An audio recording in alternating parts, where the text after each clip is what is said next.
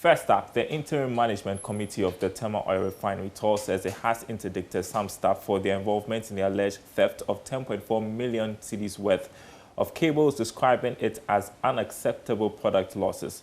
Now, Tor says the thievery was discovered as a result of a technical and human resource audit. Now, the audit was also geared towards resolving the refinery's consistent product and financial losses to enable Tor meet its full potential. We've got a copy of a report we want to show you, a statement actually, which says that in order to eradicate or reduce product losses at the Tema Oil Refinery to the barest minimum to enable realize its vast potential, the Interim Management Committee, as part of its mandate, commenced investigations into product storage and transfer losses.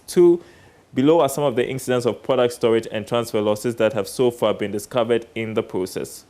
The first, the disappearance of 105,927 liters of gas oil on the 4th of September 2021, which belongs to a BDC client. The wrongful loading of 252,000 liters of aviation turbine kerosene instead of regular kerosene into BRV trucks at the loading gantry between the 21st and the 25th of September 2021.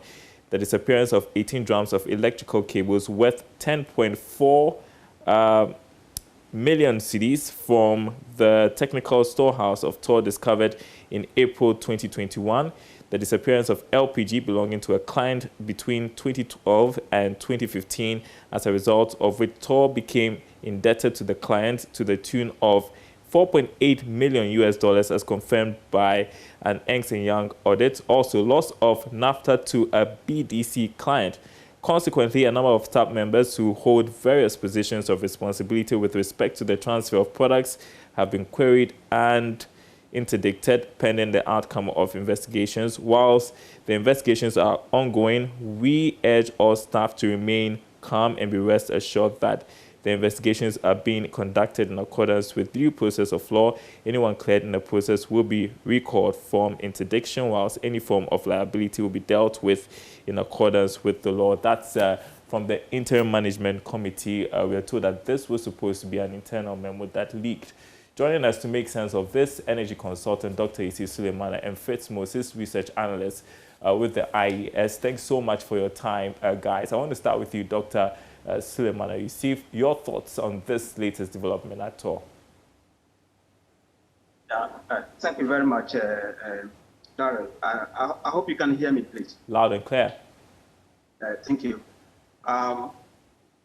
The development is quite revealing and it's also quite unfortunate. But is it something that that we did not expect, or that is, say, serendipitous? In other case, is it something that is unexpected? I think no. Basically, it's not. It's something that that would have been expected. Tor issues, as I always been mentioning, they are coming from two major conduits. We have external issues and internal issues. The external issues are largely interference, unwarranted political interference, within the day-to-day operations of the refinery. And also the internal issues of Tor are just inherent structural weaknesses, organizational inherent structural weaknesses that are there, where we have losses, the porosity of checks and balances that is resulting to so many losses, So yes, that's the case. So, and what I see is that there's a great intersection between the internal and then the external influences. The Tor is still under government control. So everything that happened, I think the doors at the back stopped with the government. Now, what I'm going to say is that if an institution, and a critical institution such as a refinery, is there for the past couple of years, let's say 4 or 5 years, without a stable leadership, Darrell, these are bound to happen. These things are bound to happen. So every organization has internal weaknesses, But the fact that Tor, as a critical infrastructure, as an energy security establishment, which we all agree that Tor is very key to our energy security. However, we haven't been able to find a very solid and stable leadership for the refinery. So if an organization has internal weaknesses and they don't have leadership, I think the internal weaknesses will only embolden. But what I'll quickly add as my initial take is also the fact that this initial findings, I think those names that have been mentioned, it is just, I would say that it's a preliminary findings, So until the full investigation is done, we cannot try to criminalize anybody who is mentioned whatsoever. And so I think, and it's good that if you look at the IMC report, the ending part, they also make it very clear, that these are preliminary investigations. I think the detailed and in-depth investigation has to be carried out so that we can ascertain whether people can be held responsible or not. I'm saying that because families are at stake. All those people who are mentioned, this is now in social media, and their families will be asking what's going on. And I'm pretty certain that if detailed investigation is done, most of these people may be cleared. I don't know. So that is why I'm very cautious about that, especially people whose names are mentioned. But overall, I think, like I mentioned, TOR issues, we have to tackle it holistically. We cannot keep saying TOR is key to our energy security, but we don't treat it as such. That's not going to work.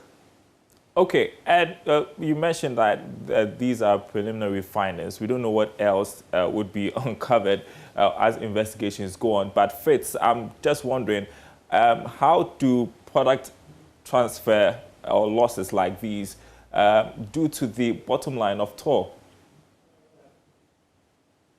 All right, so now if I get you, you're asking how the losses that you're experiencing keeps happening at TOR. Is that a question?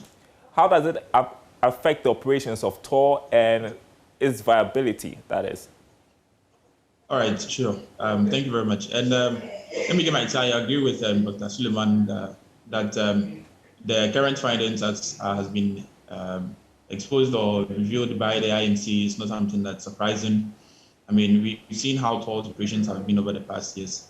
And some of these things, the fact that internally there are some issues that haven't been resolved properly. Now, you look at the operations of TOR and you see that there's a kind of a shift from the standard operating procedures where you would expect that at least with a refinery of its nature, you would see limited human intervention in some of the activities or the things that go on there. And that is not the case. We see that, or we experience that sometimes even from the pipelines to the depots, we don't have enough measuring. I think we may have lost Fritz there briefly. You want to continue on the point he was making, Dr. Suleiman? Or enough security around it, and so it's around the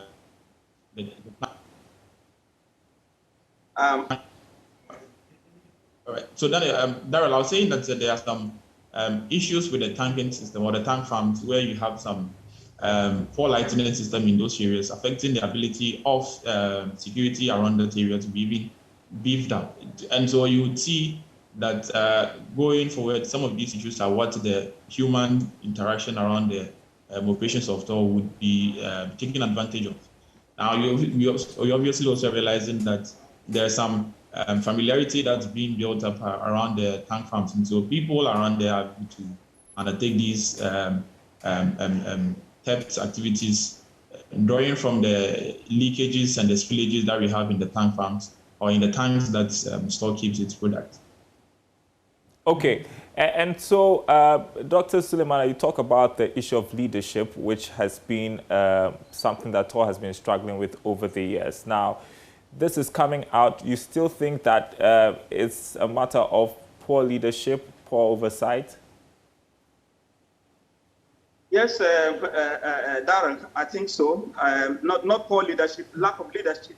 I am just saying that if you look at TOR for the last 5 years, they have changed more than almost 5 managing directors. Now, what has happened, I thought maybe if we actually had a leader, maybe a leader would have been taken responsible. You see that they've taken about more than 10 people accountable for various, departments, within the infrastructure. So what I'm just trying to say is that TOR is critical and it's key to our energy security. So the high time the government of the day gets a very stable leadership, a leader who will have business focus, a leader who will treat the refinery like a business entity, not the business as usual. So, and then the fact that we have nothing of that, we don't have board in place, these are all worrisome, So assuming we have a solid leadership in place, and probably the government of the day will give the leader some kind of KPIs. What I mean by KPIs, some key deliverables. Say, I need you to do so and so with a time frame. If the person is not able to do that, then the government kicks the person out. And I think one of the key issues or one of the KPIs that I thought the government could add to any leader, any business focus or any business-minded leader who would have been selected by now, would have been the internal porosity, the internal leakages. All right. So if you have a leader now and the government gives the leader KPIs, including plotting the loopholes, even if it's the topmost priority, that I'll give you the opportunity to plug the loopholes within the refinery, I think that would be the best starting point. So yes, anyhow you look at it, I think leadership is accountable for this. I'm not saying it's wholeheartedly that's going to be accountable, but leadership is key to this issue. But one thing I'll add again going forward is the fact that the refinery has been there for more than a decade now without any single form of capital injection, any single form of investment. Right. And there's no single form of investment because there's no cash flow. There's no cash flow because the refinery is not running. We haven't made any concerted effort to let the refinery run. And I can tell you sometimes it is just due to raw material. All right, so that is so shameful, that is so unfortunate. And critical equipment, rotating equipment such as refinery, and you leave them for over a decade, and it's not running. You are going to turn them to, an asset that nobody will buy one day. And I think we'll have ourselves to blame when one day we want to ask investors to come and invest into Tor, and they'll tell us that the asset is something that they cannot invest in. That day we'll have ourselves to blame. So the high time, right. the time is put there, the high time we invest into the refinery, the better, because refinery is key to our energy security. That. Thank you for your thoughts, Dr. Ace Suleiman, the energy strategist, on the latest on the Tema Oil Refinery. We want to move away from that to bring you other stories. Trade and Industry Minister Alan Chomate says the implementation of the Africa Continental Free Trade Agreement cannot be optimized without the significant involvement of engineering professionals. To this end, the country's action plan for AFTA is aligned with this industrial strategy. Now, according to Mr. Chomate, strategic entry points must be created for engineers in order to fully harness the free trade project. There is more in the following report. Speaking at the opening of the 5th Africa Engineering Conference here in Accra, Mr. Chermantin said over 86% of the rules of the origin have been agreed and 44 member states of the African Union have already submitted their tariff office for tariff liberalization. Thus, he called for the mobilization and deployment of engineering professionals across the continent to support production of infrastructure and facilities to fully benefit from AFTA. For any country to harness the benefits of AFTA, they have to be able to produce goods which can be traded or sold to other African countries. Without the production of goods or without value addition, there can be no AFCFTA. I believe this calls for the mobilization and deployment of engineering professionals around the continent with the capacity and capabilities to support production in various strategic sectors in which African countries have a comparative advantage. The president of the Federation of African Engineering Organizations, Engineer Khalin Bouchardid, said Africa cannot develop without engineering, and therefore engineers must position themselves to be the organization that drives a sustainable socio-economic development. Engineering will obviously play a critical role in the implementation of AFTA, and FIO is uniquely positioned to deliver on what is required to ensure its success. So FIO has already started taking some actions. We signed the Africa-Asia-Pacific Accord, and this is aimed at harmonizing standards in engineering, education, and practice. We've proposed a project to produce a compendium of design loads and codes that will lead to the harmonization of standards in engineering goods and services. And we intend to begin with the building codes. We'd like to see harmonized codes across Africa. AFTA is an ambitious program which provides for 90% of all tariff lines to be fully liberalized by all state parties. The Vice President of BlackBerry, Roger Sales, has cautioned companies to quickly migrate their data onto cloud sources as a means of beating cyber attacks.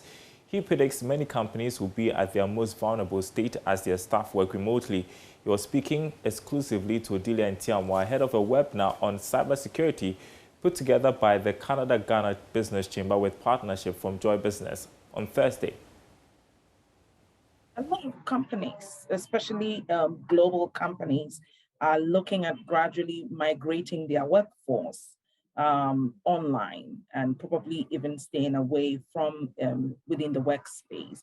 How is that going to increase issues relating to cybersecurity, and how quickly should companies actually embrace issues relating to cybersecurity? Since everyone is looking at working from home or working from remote sources? Well, I think there are a number of things to call out there, but the first perspective I'd like to share is, think of it in these terms. If you had an organization previously of, let's say, 200 people or even 50,000 people, you might have had with the 200 people maybe one office or maybe 5 offices. With the 50,000 people, maybe you have 100 offices. Now, if you have 50,000 remote workers, you have 50,000 offices in a way. And you can't ship equipment to everyone. Because previously in the office, we had our castle and our moat. We had all of our defenses there. The internet connection came in. Everything was reviewed there and it worked. Now, of course, with remote working, you no longer have that. At the same point in time, you're, as an organization, exposed to risks that people have at home. Maybe my home network was already compromised and there is some malware roaming around on my network. I plug in my laptop from work and it's compromised. So you have a heightened risk profile. You lose control as an organization because your processes may no longer run as effectively. We have patching processes, we have updates, all of that. If somebody says, well, I can actually work locally on my machine and I connect one time a week to the VPN, well, that means that the rest of this time, you have no visibility on the attacks and you cannot send anything to that machine.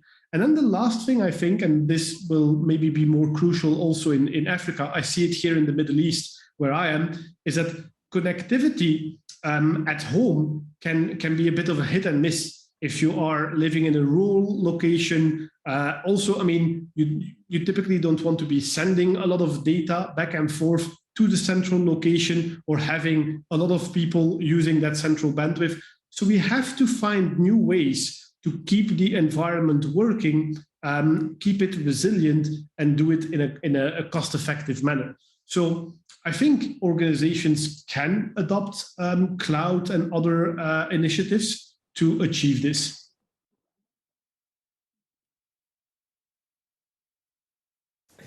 And you're watching The Marketplace. Still to come, we are in the Ashanti region where traders of the Kdtr Market are in a standoff with management of the facility over payment of electricity bills.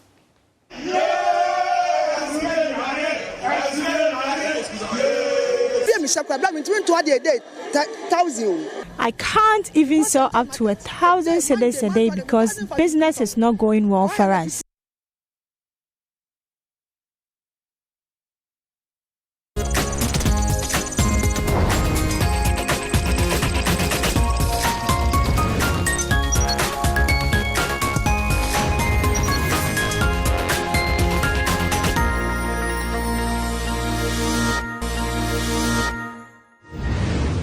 And welcome back to The Marketplace. We begin this next part of the program from the Ashanti region where traders of the Kdtr Market are in a standoff with management of the facility over payment of electricity bills. Now, some traders whose stores were locked up over non-payment of bills retaliated by blocking staff of the market administration from entering their offices. Mona Lisa Frimpong was there and our reports.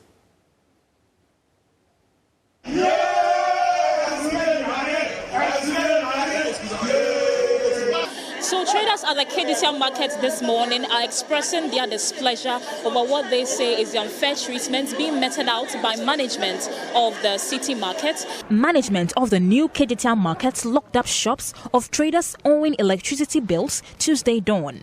The affected traders besieged the administration premises and locked out staff of the city market company. Many of the traders complain of high electricity charges, hence their inability to pay. Though some have not been operating in their shops, they are forced to pay bills. I can't even sell up to 1,000 cedis a day because business is not going well for us.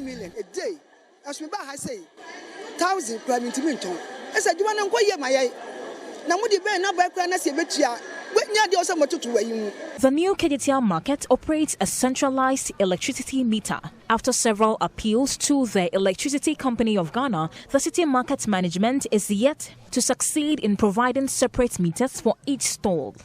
Leadership of the traders have therefore instructed non-payment of electricity bills until the challenge is addressed. Eric Nanaprempe is chairman of the Kdtr Traders Association. It is the leadership of the various traders associations who instructed our members that henceforth we aren't going to pay any bills to the management unless the management gives the approval for every trader to secure his or individual meter for our shops.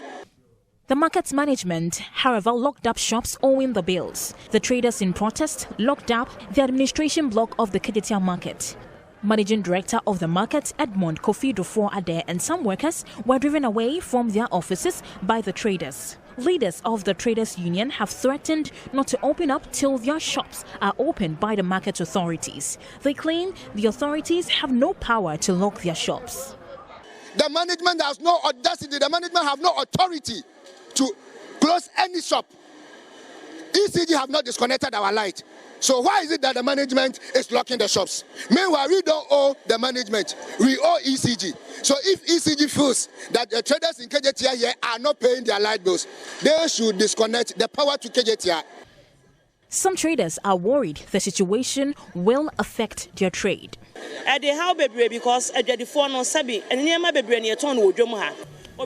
We are facing a lot of problems because there are several markets in Kumasi, and so buyers can visit different markets when they want.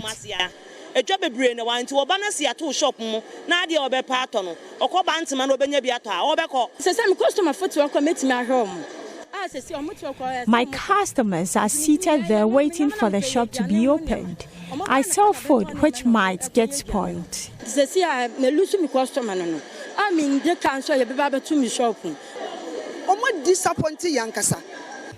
They have disappointed us. They cannot do this to an Accra woman. Even Kojo Bonsu did better than you.